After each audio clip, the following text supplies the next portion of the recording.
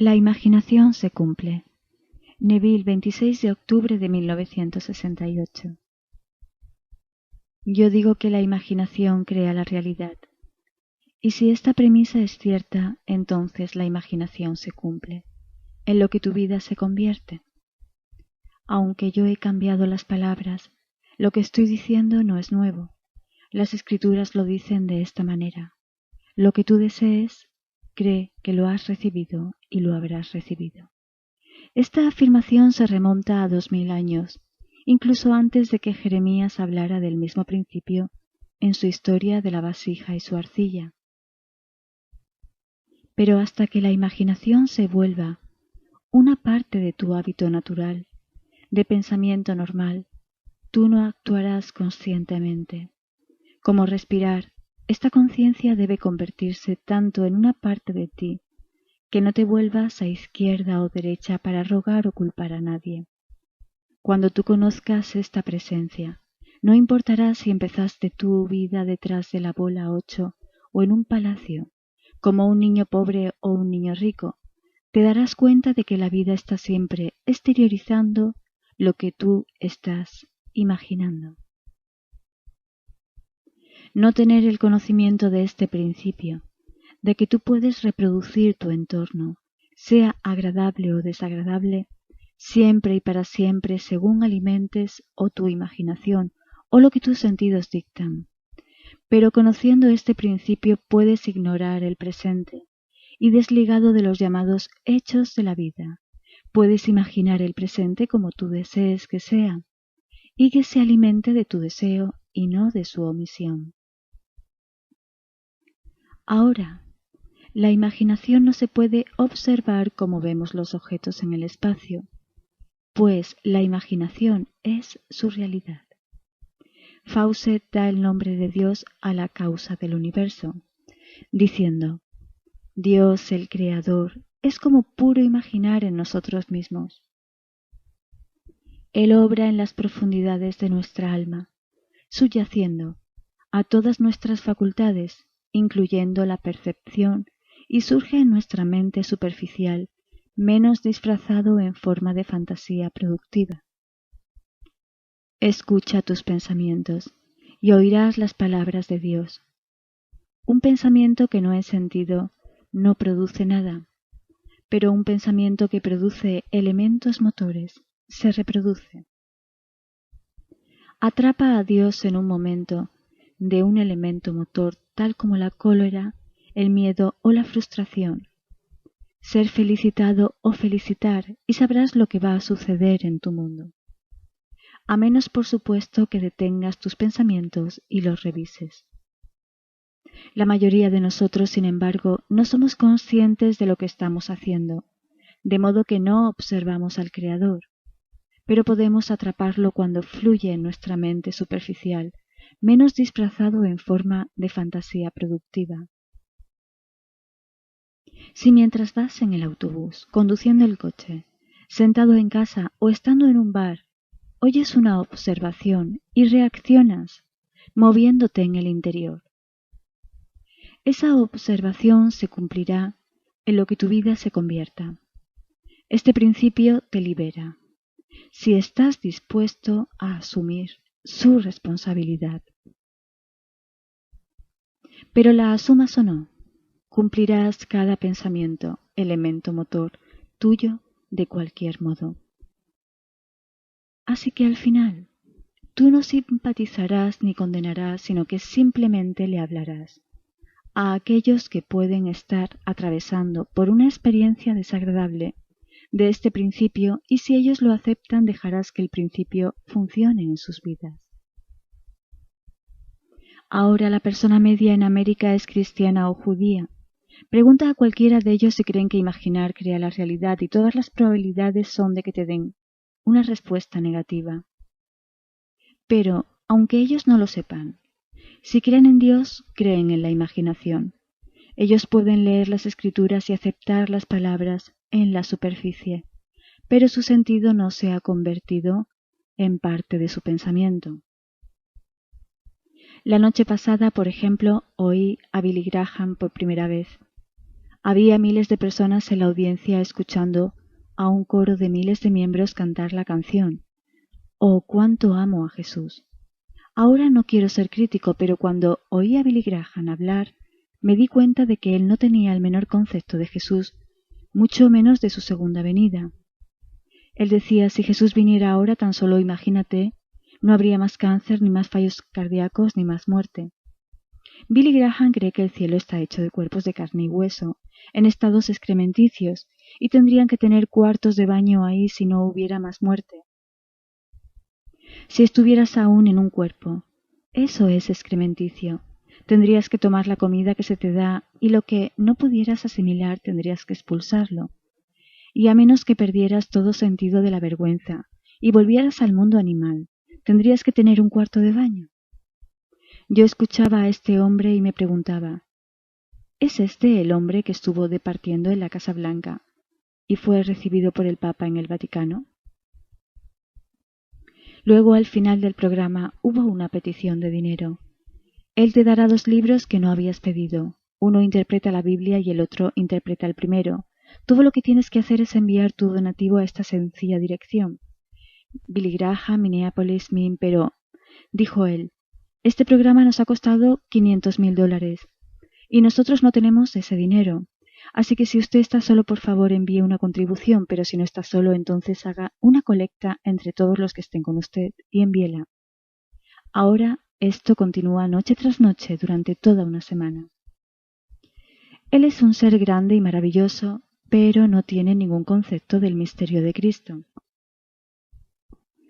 Ahora quiero mostrarte lo que quiero decir cuando digo que tú puedes ser exactamente lo que quieras ser.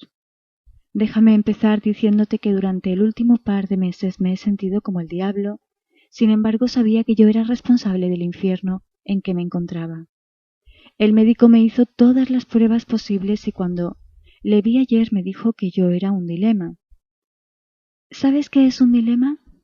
Es un argumento que presenta 2 o más alternativas igualmente concluyentes contra un oponente. En otras palabras, si partes de la suposición de que cualquiera que tú elijas, tu conclusión será errónea. Tú tienes un dilema. Tú puedes utilizar cualquier cosa como un dilema. Por ejemplo, a mí, mi sangre indicaba una cosa en una cierta prueba y la opuesta en otra. Las pruebas solo confirmaron lo que yo ya sabía, que la causa de mi incomodidad descansa en la profundidad de mi alma y no en ninguna causa secundaria, tal como el tiroides, el corazón, el hígado o cualquier cosa fuera de mí mismo. Yo estoy vistiendo un cuerpo, pero no soy yo. Yo me pongo en este cuerpo, lo cual me limita. Yo soy su poder operante. No puede ser causal ya que solo refleja lo que yo estoy manteniendo en mi imaginación. No debo justificarlo, condenarlo o excusarme de ningún modo. Sabiendo que no me sentía bien, yo cambié mi sensación, y cuando las pruebas que yo había pasado para complacer a la persona que amo volvieron, me enteré de que yo era un dilema.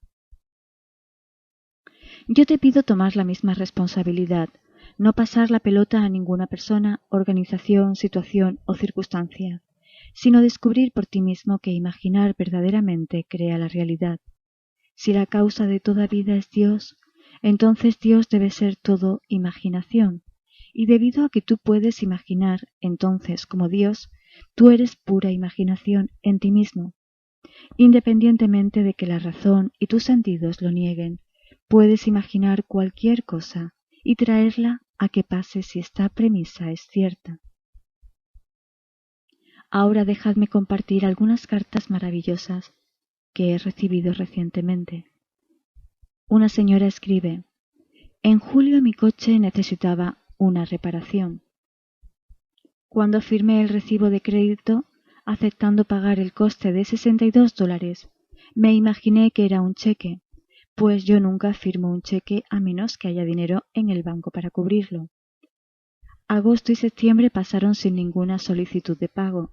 En septiembre un hombre me paró y deseoso de vender su casa me pidió ponerla en lista.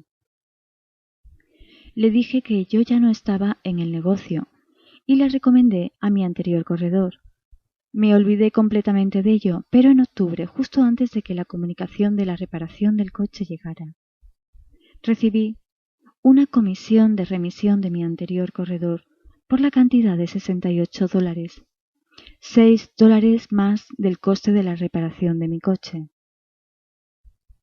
Aquí el dinero, como la historia en el capítulo 6 de Lucas, vino a ella apretado, sacudido y rebosando.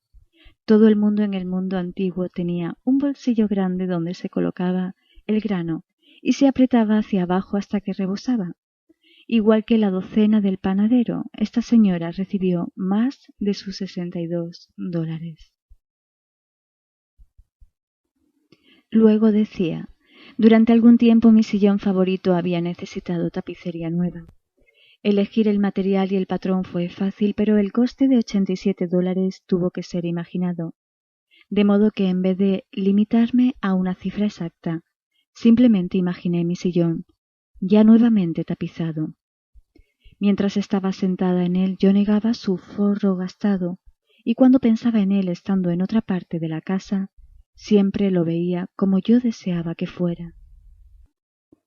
A 1 de septiembre, durante las vacaciones, nuestro vecino tuvo un ataque de corazón. Su mujer, deseando estar con su marido, me preguntó si su hijo podía quedarse con nosotros hasta su regreso. Puesto que él y nuestro hijo eran compañeros de juego e inseparables, John se quedó con nosotros durante 5 buenas semanas. Y cuando su madre preguntó cuánto me debía, yo amablemente le dije, nada. Pero algún día, cuando tengas un viejo billete gastado de $100 escondido en tu cartera y no sepas qué hacer con él, puedes dármelo. Y la señora contestó, eso es exactamente lo que mi esposo y yo acordamos hacer. Y tomó de su cartera un billete doblado de $100 y me lo dio. Ese dinero pagó el nuevo forro del sillón, más un suplemento de $13. De nuevo vemos el dinero venir a ella apretado, sacudido y rebosando. Cuando tú aplicas este principio hacia el aparente otro, lo estás aplicando hacia ti mismo, porque no hay otro. Se nos dijo que cuando Job se olvidó de sí mismo en su amor por sus amigos y oró por ellos, su propio cautiverio fue levantado. Luego todo lo que él aparentemente había perdido le fue retornado, multiplicado 100 veces. Cuando tú perdonas a otro, pensando en él como te gustaría que fuera, y convenciéndote de la realidad de tu acto imaginario, estás perdonándole por lo que él parece ser, poniéndole en un estado enteramente diferente. Haz eso y estás sustituyendo un concepto innoble por uno noble. Eso es el perdón. El perdón pone a prueba la capacidad de la persona para entrar y participar de la naturaleza de lo opuesto. Un sacerdote dirá, yo te perdono. Sin embargo, cuando él se cruza contigo por la calle, recuerda lo que fue confesado. Si él puede recordar, no ha perdonado. El recuerdo de lo que fue hecho o dicho debe ser sustituido por otra cosa, de modo que lo primero no pueda ser recordado ya. Si la actual señora Onassis sigue siendo la señora Kennedy, a tus ojos, tú no la has perdonado porque estás aún viéndola en el antiguo estado. Perdónala perdiéndote tanto en la idea de su nuevo estado, que sea todo lo que tú puedas recordar y no el anterior. Sigue pensando en ella en el estado anterior y la has empujado de vuelta a él, pues hay solo estados exteriorizados. Ahora aquí hay otra historia. Mi amiga fue a Pittsburgh este verano a visitar a una amiga de la infancia, que expresó el deseo de un nuevo órgano Baldwin. Ahora, poseyendo un órgano económico, mi amiga le dijo que cada vez que se sentara a tocar, imaginara ver la palabra Baldwin a través del frontal del órgano y afirmara que es su modelo de alta gama y haberlo pagado. Ella prometió hacerlo.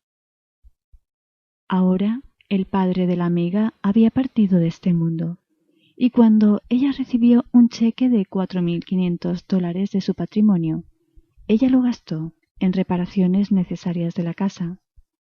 Pero cuando llegó otro cheque con la cantidad de $3.500 del patrimonio, ella decidió comprar su órgano.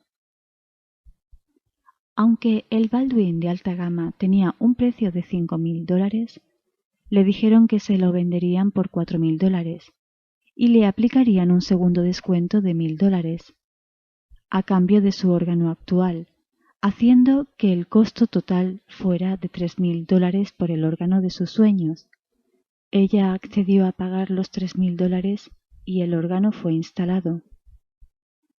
Aunque una lluvia torrencial había provocado que el tejado de su casa necesitara reparación, el presupuesto de $1.700 se retrasó, así que cuando llegó mi amiga recibió una llamada de su amiga preguntando por qué el constructor había esperado a dar su presupuesto hasta después que el Baldwin había sido comprado. Entonces mi amiga le contó la historia de mi amiga Ana, que vivía en Nueva York. Ana era una miembro de la profesión más antigua del mundo, la de ser una dama de la noche. Ella frecuentemente venía a mis conferencias, pero este día nos encontramos en la esquina de Broadway y la calle 72, donde me contó esta historia. Un día, mientras pasaba junto a una tienda de sombreros, se enamoró de un bonito sombrero de su escaparate con una etiqueta que indicaba que costaba $17,50. Deseándolo tanto, decidió aplicar este principio, de modo que en su imaginación se colocó el sombrero en la cabeza, y mientras subía por Broadway, sentía el sombrero en su cabeza. No quería mirar en un escaparate de una tienda y ser desilusionada, y cuando llegó a casa imaginó que se quitaba el sombrero y lo colocaba en el estante superior antes de mirarse al espejo. 10 días después, una amiga la llamó y la invitó a almorzar. Cuando llegó, la amiga le entregó una caja de sombrero, diciendo: «No sé lo que me poseyó, pero compré este sombrero y cuando llegué a casa me di cuenta de que había cometido un error. No me gusta para mí, pero pienso que te quedaría estupendamente a ti, Ana». Abriendo la caja, metió la mano y sacó no un sombrero, sino el sombrero. Luego Ana me dijo: «¿Por qué Dios no me dio el dinero para comprar el sombrero en vez de traérmelo a través de una amiga?» Le pregunté si ella se sintió obligada con su amiga, y cuando dijo que no con la cabeza, le pregunté cuánto pagaba ella habitualmente por un sombrero. Cuando me dijo $4 o $5, le pregunté si había comprado un sombrero de $17 antes. De nuevo la respuesta fue que no, y cuando admitió que debía el alquiler de 2 semanas, le dije: «Si mientras estabas admirando el sombrero hubieras encontrado un billete de $100 en la acera, ¿habrías comprado el sombrero?» «Yo responderé por ti. No, no lo habrías hecho. Habrías pagado el alquiler y quizás comprado algunos comestibles, pero no habrías comprado el sombrero. Dime, Ana, ¿cuánto dinero debe darte Dios para lograr que compraras un sombrero de $17? Si te hubiera dado $1.000 no lo habrías comprado, pues tú no estás acostumbrada a comprar sombreros tan caros. Así que Dios sabe mejor cómo darte el sombrero que tú deseabas». Después de contar la historia, mi amiga preguntó: «¿Cuánto dinero debe darte Dios para comprar el órgano?» «Tú tienes el órgano porque tú lo imaginaste. Ahora aplica el mismo principio al nuevo tejado, pues la imaginación no te fallará. He aquí un principio que la señora utilizó para su órgano, pero cuando se necesitaba un tejado nuevo ella olvidó la fuente de los fenómenos de la vida. La razón entró y le dijo que todo el dinero del patrimonio de su padre se había ido. Si tú la dejaras, la razón te quitaría este regalo divino y te dejaría pobre de hecho. Pues tú tienes el regalo de poseer todo lo que imagines, si eres fiel a lo que has asumido». Ahora una señora escribió diciendo: «Soñé que estaba en unos grandes almacenes con una querida amiga que accedió a vigilar mi bolso mientras yo compraba. Pero cuando volví mi amiga se había ido y mi bolso estaba puesto en una bolsa de papel en el suelo.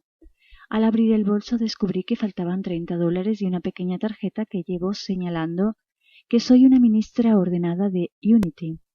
Desperté preguntándome por qué alguien querría esa tarjeta.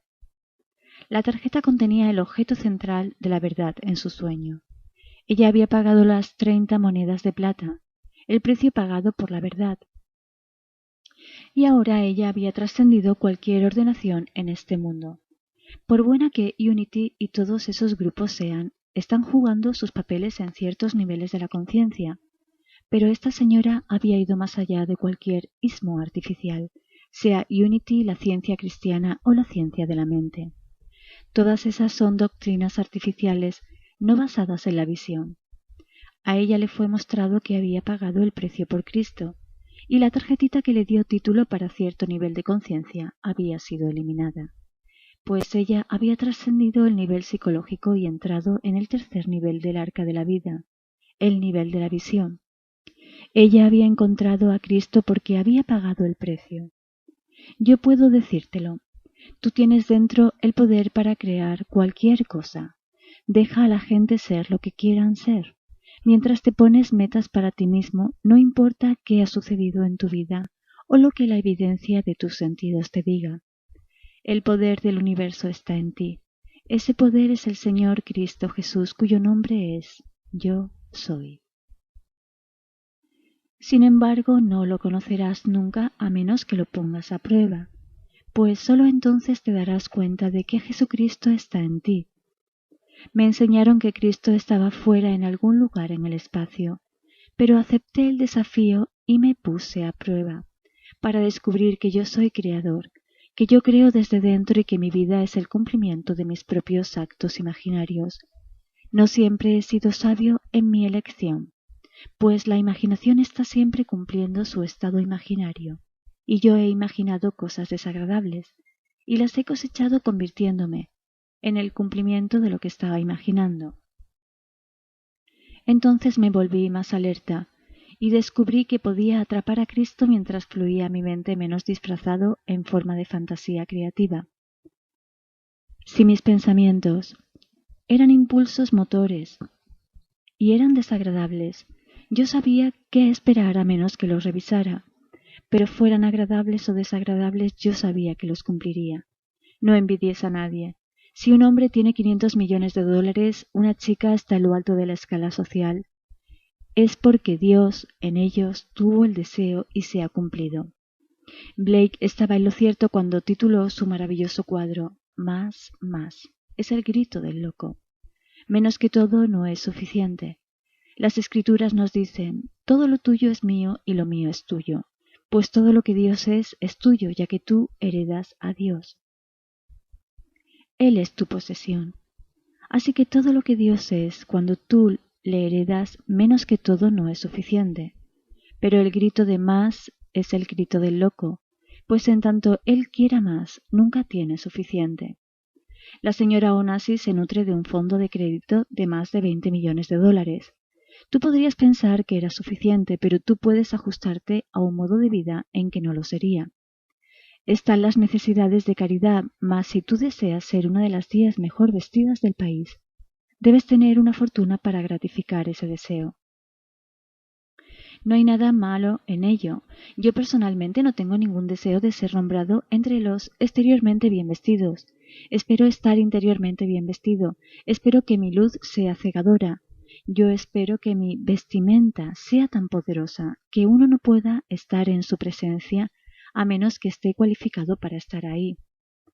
Y si yo modifico mi vestimenta para adaptarme al nivel en que otro está, para que él pueda ver al ser que yo represento, lo hago, pero ciertamente no en el exterior. Yo te digo, imaginar crea la realidad. Créeme, pues es verdad. Fawcett estaba en lo cierto cuando decía, el secreto de imaginar es el más grande de todos los problemas a cuya solución el místico aspira, pues el supremo poder, la suprema sabiduría y el supremo deleite descansan con mucho en la solución de este misterio. Un amigo mío envió al señor Fawcett mi libro y llamó su atención hacia el capítulo llamado La revisión. Él también envió una copia a un físico de una de nuestras grandes universidades. El físico sintió que, puesto que las afirmaciones recogidas ahí no eran científicamente probables, el libro no era digno de su biblioteca. Mientras el viejo caballero, que fue filósofo y profesor en la Universidad de Oxford, escribió la carta más dulce diciendo: «Yo no sé quién es Neville, pero habiendo leído el capítulo sobre la revisión como solicitaste, sé que él solo pudo haberlo recibido de los hermanos. Nadie sino la sociedad divina podría haber dictado ese capítulo. He aquí un hombre lleno de alabanza para un pensamiento que el científico ridiculizó, porque estaba fuera de su alcance. Te pido que me tomes en serio. La imaginación se cumplirá, de modo que no te limites por nada de lo que esté sucediendo ahora, no importa lo que sea. Sabiendo lo que quieres, concibe una escena que implicaría que lo tienes. Convéncete de su verdad y camina ciegamente en esa suposición. Cree que es real, cree que es cierta y llegará a pasar. La imaginación no te fallará si te atreves a asumir y persistir en tu asunción, pues la imaginación se cumplirá en lo que tu vida se convierta. Ahora, tú puedes conocer a alguien que tuvo una asunción pero murió antes de que fuera realizada. Yo puedo decirte, la muerte no termina con la vida. El mundo no deja de ser en el momento en el tiempo en que tus sentidos dejan de registrarlo. En cambio, tú eres devuelto a la vida para continuar tu viaje y tus sueños, y realizados aquí, se realizarán ahí. Tú no puedes detenerlo, pues la imaginación está siempre creando la realidad. Cuando mi hermano Lawrence estaba haciendo su salida de este mundo, yo le dije a mi cuñada que había matrimonio en el otro mundo, y ella, en un tono muy ligero, dijo: «Yo no quiero ir ahora, pero ¿tú piensas que Lawrence me estará esperando para que podamos volver a casarnos?» «Bueno», respondí yo en el mismo tono ligero, diciendo: «Dios es misericordioso. Dejaré eso ahí y tú puedes dar la interpretación que quieras respecto a lo que yo he dicho. Pero ¿imaginas a dos personas que han pasado su vida peleando como el perro y el gato queriendo perpetuarlo? No. Dios es misericordioso. Realmente lo es. Una vez que tú has experimentado un estado infeliz, tendrías que ser un estúpido idiota para repetirlo. Pero después de la resurrección no hay dar o tomar en matrimonio, pues estás por encima de la organización de sexos, por completo más allá de ello. Ahora, entremos en el silencio. Traducido por Javier Encina. La voz de la grabación es de Julia Jiménez. Para nevilenespanol.blogspot.com.es